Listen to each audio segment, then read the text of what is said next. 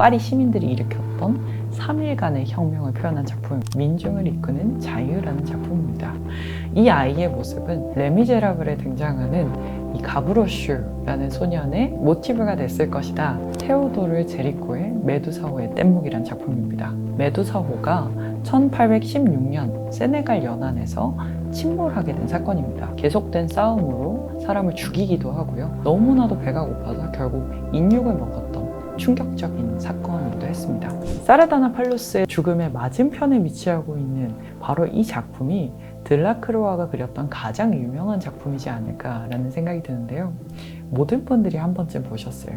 바로 민중을 이끄는 자유라는 작품입니다. 한국에서는 민중을 이끄는 자유의 여신이라고 많이 알려져 있는데요. 원작의 제목에 따르면 민중을 이끄는 자유라는 작품이고요. 이 작품의 배경이 되었던 역사적인 사건은 프랑스 대혁명 이후에 군주제로 돌아가고자 했던 샤를 10세의 반에서 파리 시민들이 일으켰던 3일간의 혁명을 표현한 작품입니다. 3일간의 기적이라고 표현되기도 하는 이 7월 항쟁, 7월 혁명은요, 기득권층과 그리고 이 왕권에 대해서 시민들이 일으켰던 반란이었습니다. 빨간색과 하얀색과 파란색으로 표현된 자유평등 박애를 상징하는 이 국기를 한 손에는 들고요. 그리고 반대쪽에는 총을 들고 맨발로, 그리고 상체가 거의 벗겨진 채로 앞을 향하고 있는, 민중을 이끌고 있는 굉장히 강인한 모습을 보실 수가 있습니다. 국기를 들고 있는 여성의 팔을 보시면 일반 여성들의 팔보다 훨씬 더 굵고 큰 덩치를 보실 수가 있는데요. 사실 그 작품을 보고 비평가들이 비난했던 요소 중에 하나가 어떻게 여자가 저렇게 우악스럽게 표현될 수 있느냐, 노동계층을 표현했다는 이유로 비난을 받기도 했었는데요. 들라크루아가 표현하고자 했던 이 여인의 모습은 정말 민중을 이끌고 있는, 그리고 그 민중 속에 속해 있는 노동계층을 표현한 모습이라고 볼 수 있겠죠.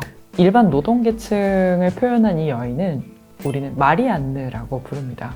마리안느 같은 경우에는 18세기에 가장 흔한 여성의 이름 중에 하나였다고 하는데요. 민중을 상징하는 의미로서 프랑스의 가장 대표적인 얼굴이자 해방된 노예를 상징하는 이 붉은 고깔의 모자를 쓰고 있는 여인의 상징을 하기도 합니다.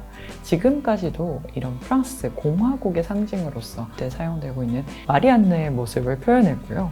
그리고 이 마리안느 오른쪽 편을 보시면 두 쌍권총을 들고 있는 소년병의 모습을 보실 수가 있어요. 중산층 계급의 아이들이 자발적으로 뛰어나와서 이 혁명의 가담했음을 표현해주고 있는데요.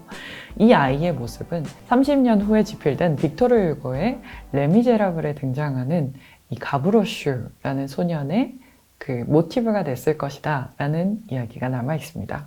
엄청 높은 이런 모자를 쓰고 장총을 들고 있는 이 인물은 바로 들라크루아 자기 자신을 표현했다고 합니다. 부르주아 계층이었던 이 들라크루아 자기 자신도 마치 이 혁명에 참가한 듯한 이 수많은 계층들이 혁명에 참가했었다라는 것을 표현해주고 있는데요. 사실 들라크루아는 실제로 이런 정치적인 견해를 내거나 정치적인 움직임, 활동을 한 적이 단 한 번도 없었다고 합니다. 하반부에 보이는 이 시신을 보면 혁명의 끝이 어떻게 됐는지 그 결말을 엿볼 수가 있는데요. 오른쪽 편 군복을 입은 군인이 2명 죽어 있고요. 그리고 왼쪽에 사복을 입은 시민군이 1명 죽어 있는 모습을 보실 수가 있어요. 시민군 1명이 죽었을 때 정부군이 2명이 죽었다 라는 그 모습 자체가 이 혁명의 그 승리를 표현했다. 왕정복고를 외쳤던 샤를 10세는 결국 끌려 내려오게 되고요. 시민의 왕이라고 불렸던 루이 필립이 다시 왕으로 등극하게 되는데요. 프랑스인들이 가장 지키고자 하는 지점이 바로 이 자유와 평등인 것 같아요. 그래서 누군가가 특혜를 입었거나 혹은 자신의 권리가 침해당한다라고 생각했을 때는 언제나 들고 일어나는 사람들이 바로 이 프랑스 사람들인데요. 역사의 시작점을 우리가 함께 볼 수 있는 그런 작품이 바로 이 들라크루아의 민중을 이끄는 자유가 아닐까 생각이 듭니다. 또다시 우리의 눈길을 끄는 작품 하나를 만나실 거예요. 들라크루아의 동료이자 또 다른 이 낭만주의 화가였던 테오도르 제리코의 메두사호의 뗏목이란 작품입니다. 제리코가 27살 때 사일롱전에 출품을 했던 작품이라고 하는데요. 일단 딱 보셨을 때 이미지가 뭔가 밝거나 행복한 그림은 아니죠. 이 메두사호 사건은요, 식민지를 개척하러 가는 전함이었던 메두사호가 1816년 세네갈 연안에서 침몰하게 된 사건입니다. 총 400명이 넘는 사람들이 이 배에 타고 있었다고 하는데 선장과 선원과 그리고 중요한 귀족들과 이런 사람들만 먼저 그 안에 있던 카누와 배를 타고 도망을 가고요. 남아있던 노예들과 여인들이 급하게 이 배를 뜯어서 뗏목을 만들어서 2주간 표류를 했던 사건이기도 합니다. 147명이 이 뗏목에서 생존을 했다가 2주간 표류를 하면서 구출되었을 당시에는 15명이 살아남았었다고 합니다. 물 2통과 포도주 6통밖에 없었던 이 뗏목에서 결국 사람들은 광기와 우울에 휩싸이면서 계속된 싸움으로 사람을 죽이기도 하고요. 밀어서 바다에 떨어뜨리기도 하고 굶어 죽는 사람도 있었고요. 너무나도 배가 고파서 결국 인육을 먹었던 충격적인 사건이기도 했습니다.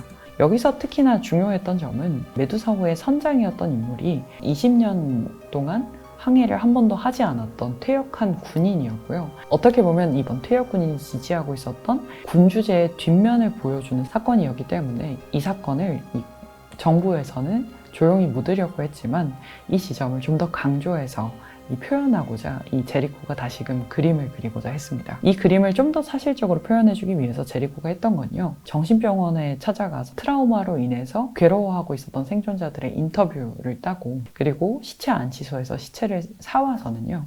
어떤 식으로 시체가 썩어가는지를 눈으로 확인하면서 그려진 그림이라고 합니다. 시체 썩은 내 때문에 제리코의 아틀리에는 아무도 접근을 할 수 없었다고 해요.